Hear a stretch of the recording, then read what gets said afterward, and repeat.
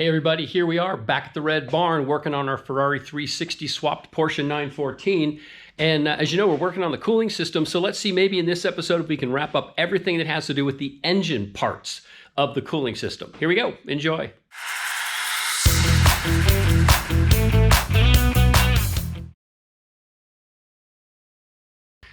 Okay, before we get started with today's episode, let me ask you right up front.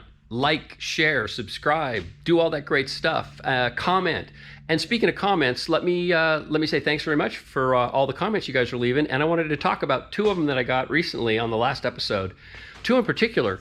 One were a couple guys were worried about this heat exchanger and the fact that they can, over time, corrode and fail. And when they fail, that means you're pumping coolant into your transmission lines, and coolant and trans fluid gets mixed up in there, and that's no bueno. So people were saying, hey, run a cooler and get rid of that thing. The issue with that is, yeah, the Stradale runs a cooler, but I think that's a completely different use case as a race car, or a much more not so concerned about just driving it around car maybe. And I'm no Ferrari expert, I happily admit that, but I've talked to a number of 360 owners who have said these things don't shift well when the trans is cold. Like, don't even try getting it into second gear. Go first to third. So having a cooler on it, it doesn't help the drivability. And not like it's not like I drive the car around daily or anything like that. But I am going to go ahead and get the car fired with the factory cooler on there. I had in the parts stash of Ferrari goodies that I got, that was one of a couple different heat exchangers, and just a visual inspection showed that it is true, they do corrode, but that one's in really, really good shape. Now, there are a few Ferrari shops in my area up here in Northern California, so I may have it tested or something like that just to be sure. And maybe over time I replace it with, there are some aftermarket stuff. I think Mocal makes this same kind of heat exchanger. Different configuration, but making new lines or something like that would really not be that big of a deal. I might be able to spec it to take that same fitting, who knows. But I am going to go ahead and get the car fired with this factory heat exchanger on it, and we'll worry about that later. Right now it's about getting the car to start. So that was point number one. Then point number two, a couple of folks are like, oh, don't run the lines under the car. And I would tell you that, the LS car has had the Gates green stripe hose running under the car. It's got like 6,000 miles on it. It's, I drive it not all the time, but been absolutely zero problems with having those hoses under the car. Dozens, hundreds probably of water-cooled swapped 914s run Gates green stripe hoses under the car. And is it the tidiest solution? No, not necessarily, but not many people look under the car. But running lines inside the tunnel does radiate heat, and the people who have done that will say that, yeah, they can see that there's a bit of heat. So I'm not doing that, and you got to do all kinds of fab work underneath the car. I'm not going to do that. The other option is I could run them under the rocker covers, but then you get up to the front of the car, and you can see this car is already prepped for an oil cooler line set to do that, but that ends up right at your foot being inside the car.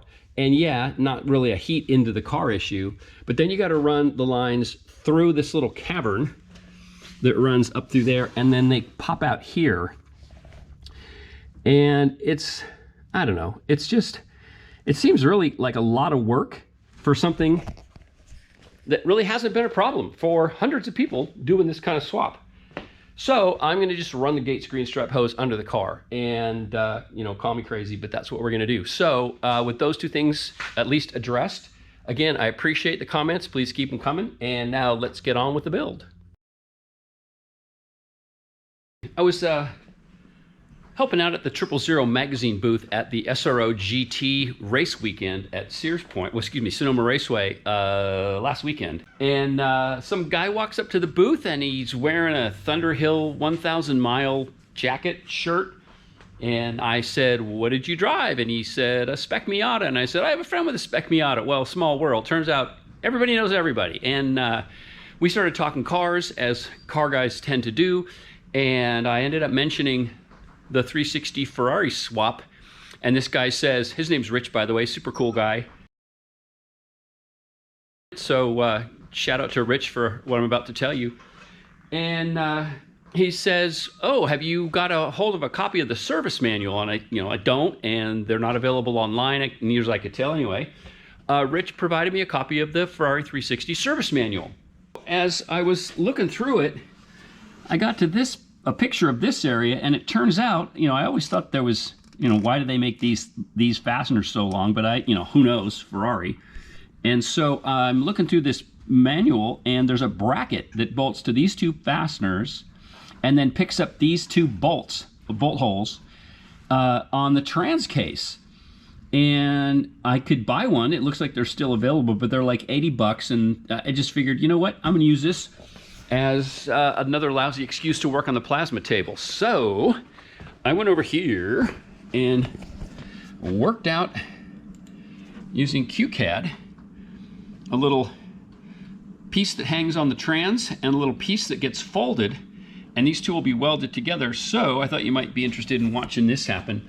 I'm just trying to find scrap here that use all the material that I can. So I'm gonna go ahead and cut these pieces right now and whip this piece up here for a little project this afternoon.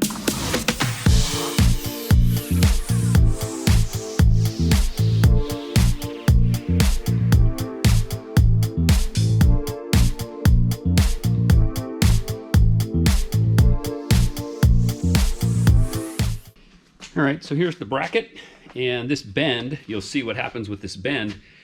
It has to get up onto the other bracket that's on the trans, but there's a bolt here, and there's another bolt here-ish. So the factory Ferrari part's got this wacky curve in it, so I'm gonna do my best to recreate that.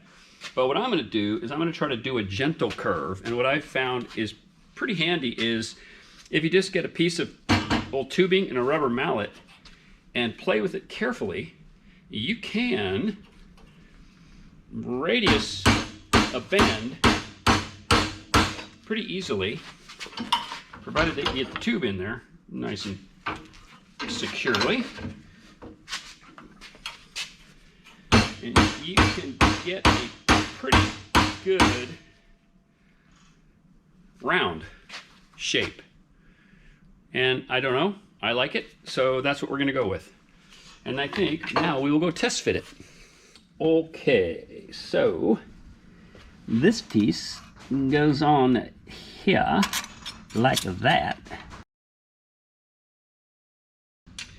And rather than make every piece and film the making of every piece, this is the second piece, the trans piece that I made. And now you can see, I think, what that curvy curve is doing. And I can always adjust it. Looks like I might have bent it a little too far. But that one goes in there. And now I can get a socket on that one. And I get this one down in here. Yeah, I can just unfold that a teeny bit. And now you can see how this is going to work. And according to my precise measurements, everything lines up just fine.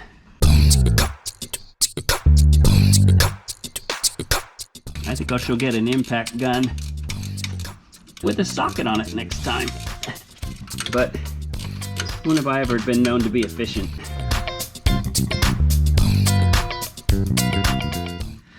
All right, and with that secured, you can see how this all works out. And it clears getting a socket in there, even this wrench that was a million times too slow. But now you can see this is braced, it's triangulated, and away we go.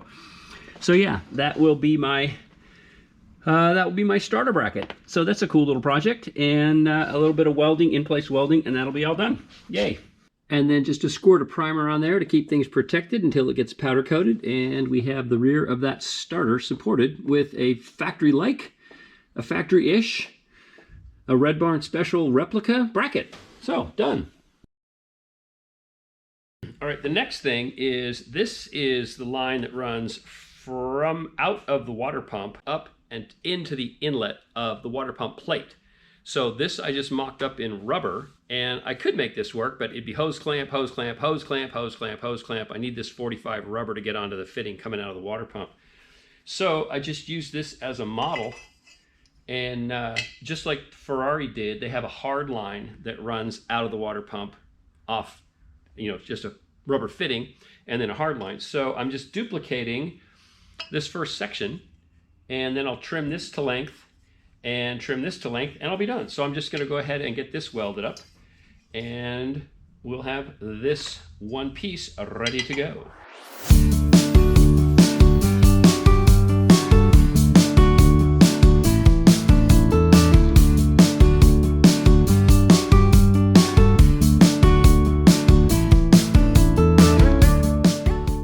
All right, that's welded up. Then I'm just gonna mark for length on this lower section, leaving enough room to put the bead on it. So the nice thing about this is, well, another little, how to get a straight cut on the bandsaw without eyeballing it is just to mark your distance. This is my junk caliper that I use for scribing like this. And then I can just walk this around the tube and have a nice straight square cut by just cutting to that line, eyeballing, cutting to that line. And I usually leave a little bit extra, and then I can come back and hit it with the sanding disc and take it to the exact dimension. So I'm gonna go do that.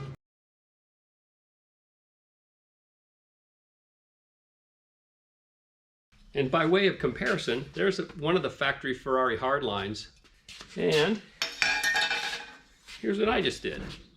So again, out of the water pump, out of the water pump into the block. And again, thanks to Bob for the bead making tool. And so we are all set to go. Let's see how this fits in the car now. Okay, and here it is on the car. Kind of buried down in there, but let me take you around here. Maybe you can see it better. That piece of rubber hose that joins that connects it to the water plate, that needs to be lengthened a little bit, and I need to push it a little bit farther into the 45 down there to get the angle right.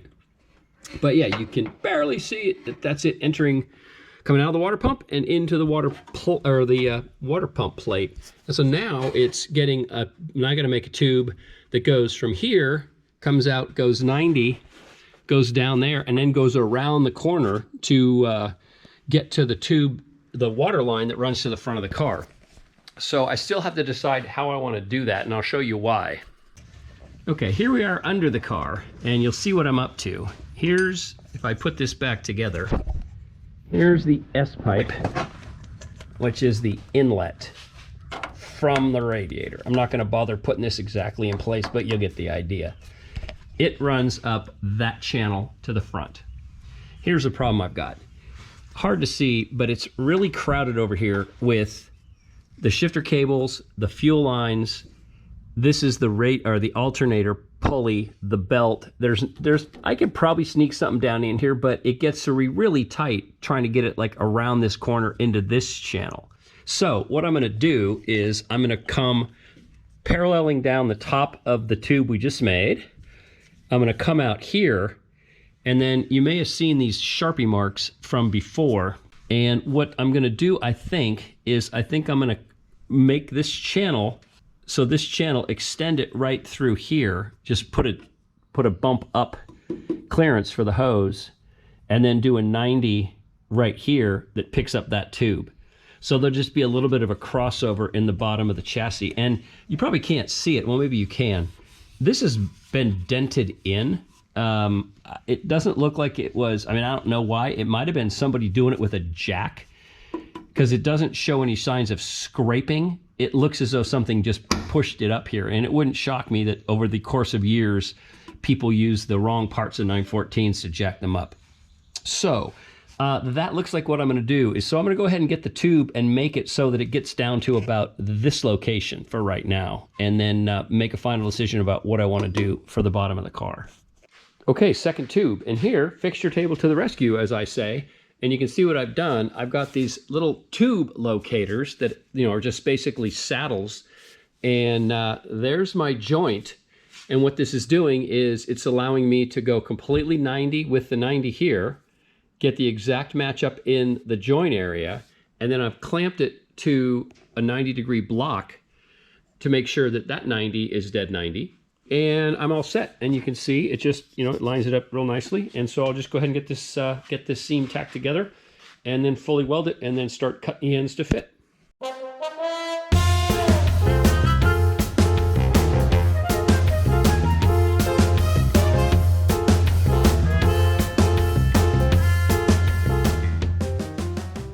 All right, then it's more of the same with the bead rolled end and just a little shorty piece, getting it located on the outlet after the thermostat, and then it runs right down there parallel with the input tube. And if I take you under the car, here you can see what I'm up to. Here it's just flopping in the breeze, but it comes down here, and now I got to work out how I want to get it to come around this corner. I made up just a real hack piece to work out the angle. So this is just a 90, and obviously because it's coming downhill,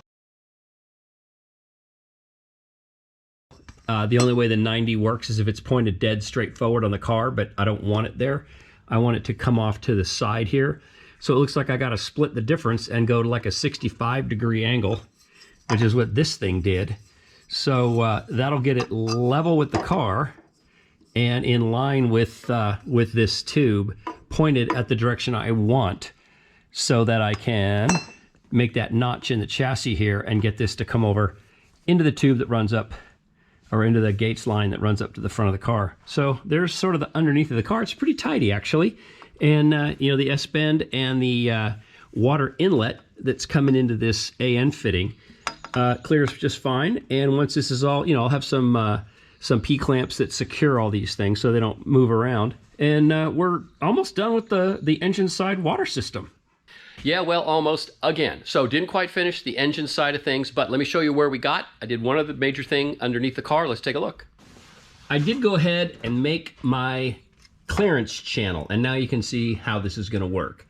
So if it wasn't clear, whenever you're coming downhill and you're trying to do a 90 degree, you're not really doing a 90 degree, right? This is like a 65, and you can see as I swivel it, because of how it's swiveling, right, it points in all kinds of wacky directions. So that angle is kind of important in terms of aiming it based on what's coming here and where exactly you want it to go here. Now I have some leeway about how this thing moves, but I want it to be as close as possible. But so I need to make up this angle out of a couple of pieces, and I didn't have a chance to get to that, so that didn't get done. But there's the gaping hole in the chassis, and I'll just make myself a little valley, weld it in there, and we'll be all set to go. And then that'll just lead right up to the Gates hose that's coming down here. Gates hose will come here, and it'll probably come past the edge of the firewall like this did. I trimmed this back, you can see, and I may trim it back a teeny bit more.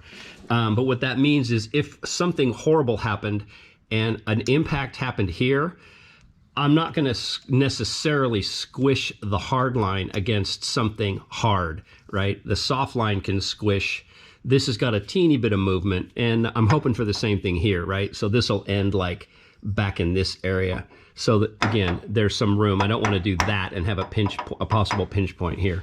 But like I said, on the LS car, it's been like this for years. It works fine. And so that's going to wrap it for this episode. So next time, pretty sure we'll finish this, and I'll start working on the radiator end of things and get all the lines hooked up so our coolant system will be done.